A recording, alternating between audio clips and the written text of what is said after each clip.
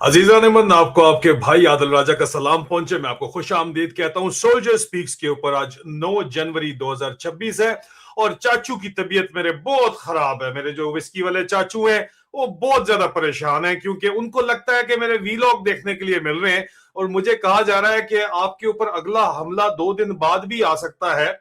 और आज के दिन का अगर पहला आपने वीलॉग देखा हो तो आपको पता चल गया होगा कि ये हमले मेरे ऊपर जो है कोऑर्डिनेटेड और शहजाद अकबर के ऊपर जो हो रहे हैं, सिर्फ यहां तक ये महदूद नहीं है, उससे ऊपर की भी बहुत बड़ी बात है जो कि बड़ी तफसील के अंदर हम आपके साथ करेंगे। लेकिन आज तकरीबन रात के वक्त जो है एक लाइव स्ट्रीम भी होगी। अगर आप उसमें ज्वाइन करते हैं तो तमाम सवाल जवाब आमने सामने बैठ के भी किए जाएंगे। लेकिन फिलहाल चाचू जो इतने शदीद परेशान है, क्यों परेशान है यार? बूथी चेक करें मेरे चाचू की, आप जो बनी हुई है यार, आप चेक करो ये जरा बूथी मेरे चाचू की। बूथी पे गौर करना है। ओए होए होए होए होए, लगता है चाचू ने चुपेड़ा करा के किसी भेजे इधर।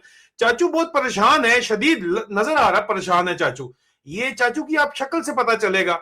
और ये डब्बे लगा के जो है इस वक्त ड्रोन उड़ाने के मुजाहरे लाहौर के अंदर वो जाके कर रहे हैं क्योंकि मैंने बताया था कि चाचू जो है वो ट्रक्स के अंदर नहीं जा सकते। लेकिन आप मुझे बताएं कि ड्रोन जो है इस वक्त दिखाए तो जा रहे हैं, डब्बे जो लगाए हुए हैं इनके ऊपर, उनमें और चाचू के अंदर जो डिस्टेंस है, और ड्रोन इस तरफ तो आने की उम्मीद भी नहीं आप कर सकते, सवाल ही नहीं पैदा होता। लेकिन चाचू की शक्ल जो है वो आपको बता रही है कि चाचू बहुत सख्त परेशान है। चाचू परेशान क्यों है? चाचू परेशान इसलिए है, चाचू की बूथी पे जरा गौर करें। अभी आप लग नहीं रहा कि उस रात में सारी रात पिया, वो मुन्ना भाई एमबीबीएस वाला सीन नहीं लग रहा? ये आए हैं वहां से, सऊदी अरब से, या शेख थे वेख कर करके, लेकिन शेख वेखदा ही नहीं हूं की करे। अच्छा, शेख ने नहीं देखा तो इन्होंने जनाब बकायदा तौर के ऊपर स्टोरियां चलवा दी बकायदा। अब शेख ने देखा नहीं, चाचू की बूथी बनी हुई है, स्टोरी चलाई जाती है जनाब रॉयटर्स की तरफ से।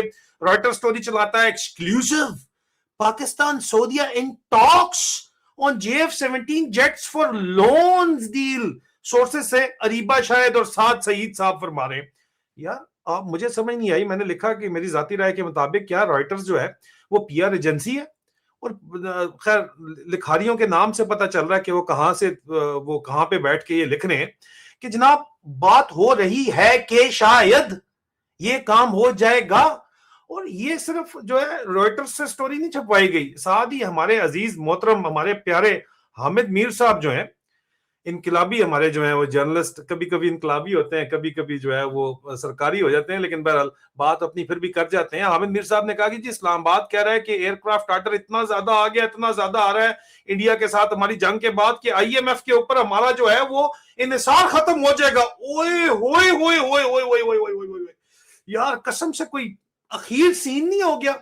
मैं तो कहता हूं पाकिस्तान तो छा गया। अगर छा गया है तो ये चाचू की बुद्धि क्यों बनी हुई है? फिर ये चाचू की बूथी को क्या हुआ है मुझे बताएं। अगर वाकई पाकिस्तान इतना छा गया है तो फिर ये चाचू की बूथी के बारे में बताएं ना। व्हाट इज रॉन्ग विद चाचू? चाचू का इतना मुंह क्यों सूजा हुआ है? आप मुझे बताएं, आप मुझे बताएं, देख के खुद बताएं। हामिद मीर साहब से भी बात करवा रहे हैं, चाचू का मुंह सूजा हुआ है ऊपर से।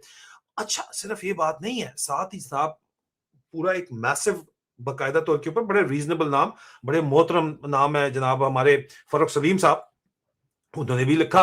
और सऊदी मीडिया के ऊपर भी इन्होंने चलवाया बकायदा रॉयटर्स की रिपोर्ट को बेस करके कि पाकिस्तान ने 2024 और 25 में लिबिया को 4.6 बिलियन डॉलर का बेच दिया, अजरबैजान को 4.5 बिलियन, सुडान को 1.5 billion, Zimbabwe, Iraq, Saudi Arabia, Myanmar, Nigeria, Morocco, Turkey, Bangladesh.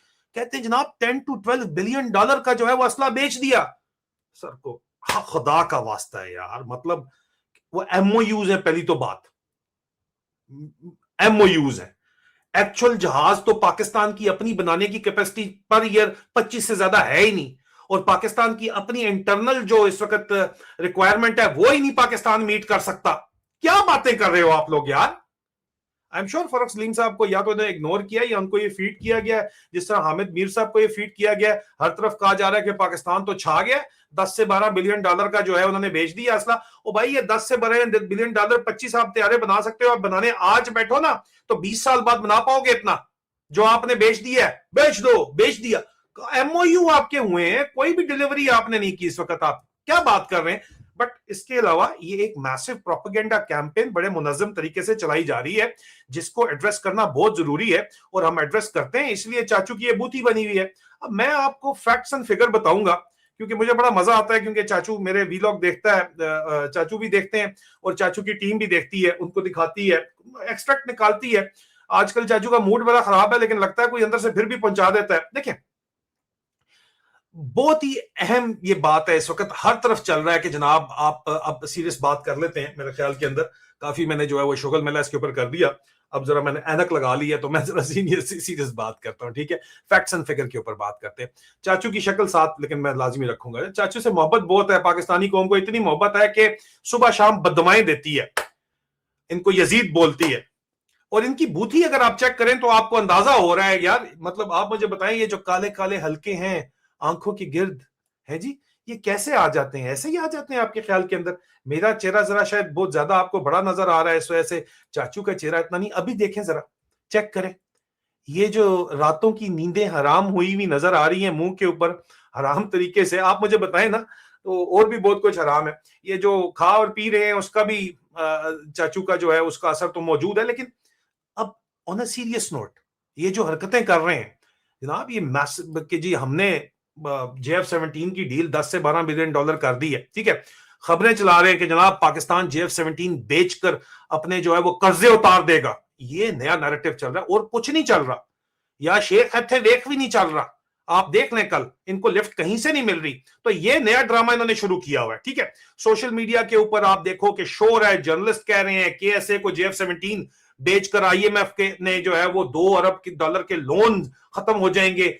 लेकिन सवाल ये है कि क्या ये सब हकीकत है या सिर्फ हाइप है? हकीकत है या हाइप है?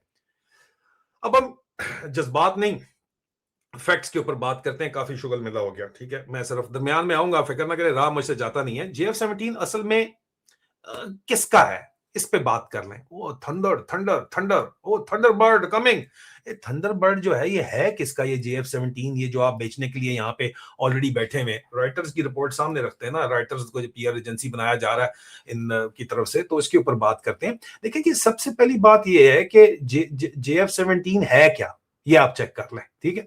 बन रहा है पाकिस्तान में, पाकिस्तान का जहाज आप मार्केट कर रहे हो, पाकिस्तानी झंडा लगाया हुआ है। JF-17 कोई लेकिन प्योरली पाकिस्तानी फाइटर जेट नहीं है, ये तो सबको पता ही है ना, ये तो सब मानते हैं।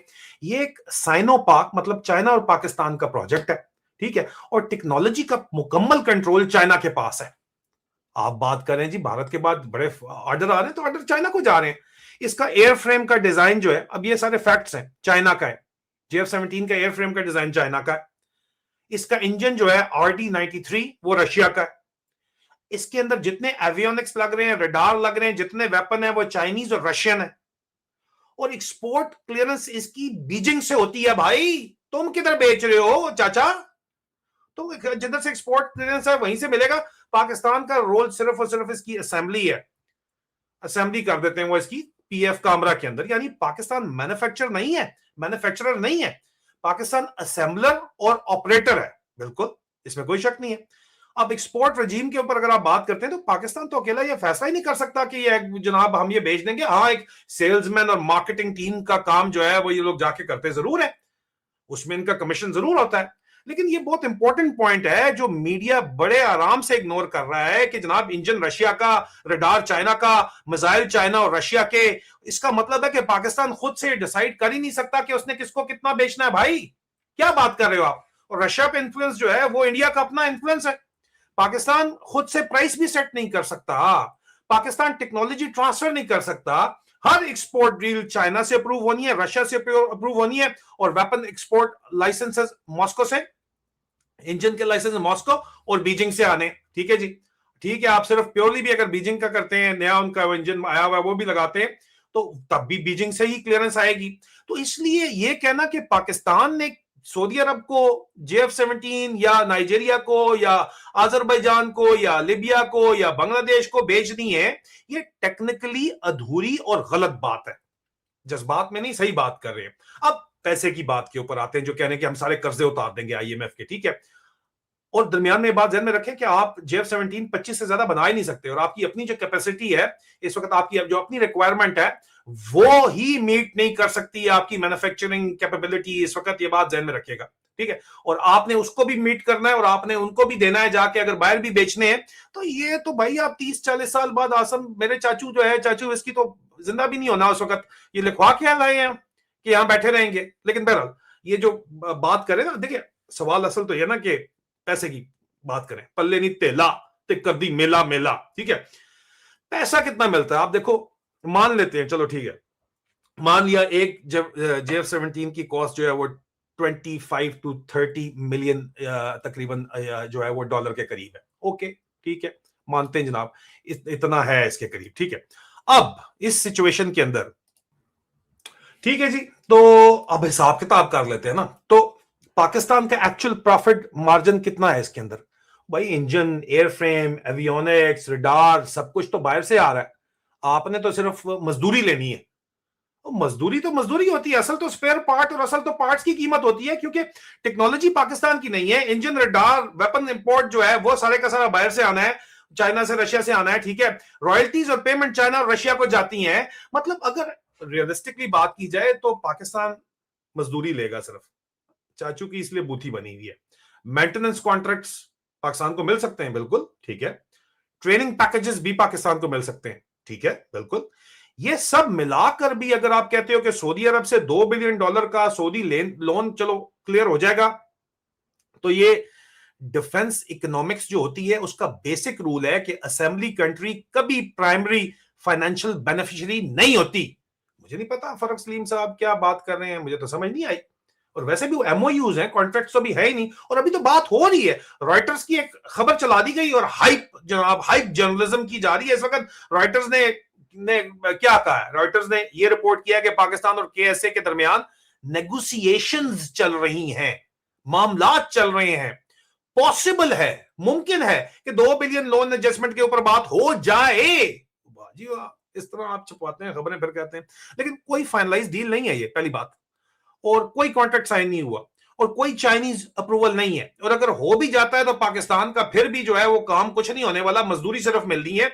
यानी एक तरफ तो ये मुज़ाकरात है, नेगोशिएशन है, कोई डील नहीं हुई, और इसके बावजूद कुछ जर्नलिस्ट जो है वो कह रहे हैं कि जी पाकिस्तान के कर्ज उतार दिए जाएंगे। अमन मीर साहब यार खुदा ना खूब, लेकिन वो बड़े सियाणे हैं, उन्होंने अरब न्यूज को कोट कर दिया, ठीक है। उन्होंने जाके रॉयटर्स को कोट कर दिया। रॉयटर्स की स्टोरी आप देखें वो किन्होंने लिखी है, उनसे पूछे, वो कहे जी ये तो हमें खबर आई है कि ये होना है, अगर आपने इस तरह ही लगानी है खबरें तो फिर आपकी होगी, चल गई, जो है ना बात बन गई। ये जर्नलिज्म नहीं है यार, ये हेडलाइन इंजीनियरिंग है बेसिकली, प्लीज बात समझिए, ठीक है।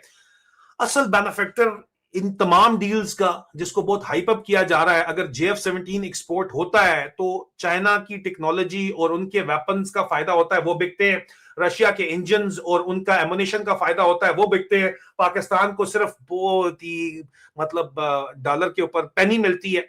हाँ, पॉलिटिकल ऑप्टिक्स पड़ी है, पाकिस्तान ने JF-17 बेच दिया, वाह वाह वाह वाह वाह जी, शॉर्ट टर्म गुडविल एक क्रिएट होती है भाई, वो उनका JF-17 बेच रहे हो, एक्सपोर्ट टेक्नोलॉजी बेच, डिफेंस मिलिट्री इंडस्ट्रियल कॉम्प्लेक्स खड़ा हो गया है वो। भाई आप जो बेच रहे हो यूक्रेन के अंदर, वो गोलियां मोलियां माटर शाटर जो विंटेज एमुनेशन का, वही आप बेच रहे हो, वो भी अपना GS रिजर्व निकाल के बेच रहे हो, आपका अपना भी पूरा नहीं पड़ा, ठीक है। और आपका अपना पूरा नहीं पड़ा, इसलिए मैंने जो सोल्जर्स का खत FC की तरफ से आया, वो रो रहे हैं कि हमें जवाब देने की इजाजत नहीं है, TTP के पास बड़े एडवांस वेपन है, हमें तो वेपन्स भी नहीं देते और हमें मरवा रहे हैं यहाँ पे बैठे हुए।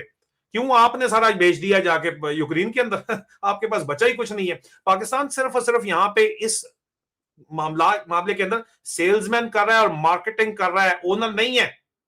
बात समझ जाए आप वो टाई लगा के मेडिकल रैप नहीं फिर रहे होते ब्रीफकेस पहन के, वही आपकी औकात है। जितनी मर्जी आप पंप मार लो, जितनी मर्जी आप जो है वो डिजम वाले जो है क्लिप्स बना लो, हकीकत तो यही है। और यही बातें आपको पसंद नहीं आती, इसलिए आप हमले करने सुबह शाम चले हुए होते हैं, ठीक है। JF-17 जो है वो पाकिस्तान को कर्ज से नहीं निकाल सकता, ये अपना दिमाग जो है पहले सेट कर लें, ठीक है। ये नासमझी है और ये जानबूझकर पब्लिक को बेवकूफ बनाया जा रहा है, जो ये हमेशा से करते चले आए हैं। फुदू लगाया जा रहा है, जो हमेशा से करते चले आए हैं। पाकिस्तान का कर्जा जो है वो IMF से सॉल्व होता है दोबारा मजीद कर्जा लेके।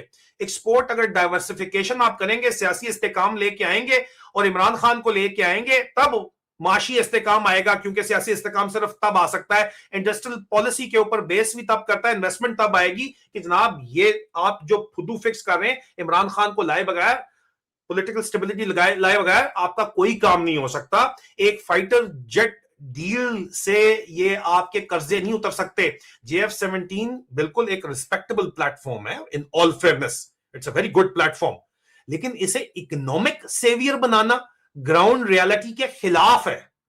फैक्ट्स को हाइप पर कुर्बान मत करो, खुदा का वास्ता है ये जो तुम बकवास कर रहे हो। और अगर आप चाहते हैं कि मैं डिफेंस डील और ब्रेकडाउन इनका मजीद करूं, या स्पेसिफिक जर्नलिस्ट के क्लेम को फैक्ट चेक करूं, या पाकिस्तान चाइना डिफेंस रिलेशनशिप की डिटेल में आपको समझाऊं, तो मुझे जरूर बताइए कमेंट्स के अंदर। बहुत जल्द दोबारा मुलाकात होती है, अपना ख्याल रखिए, खुदा हाफिज।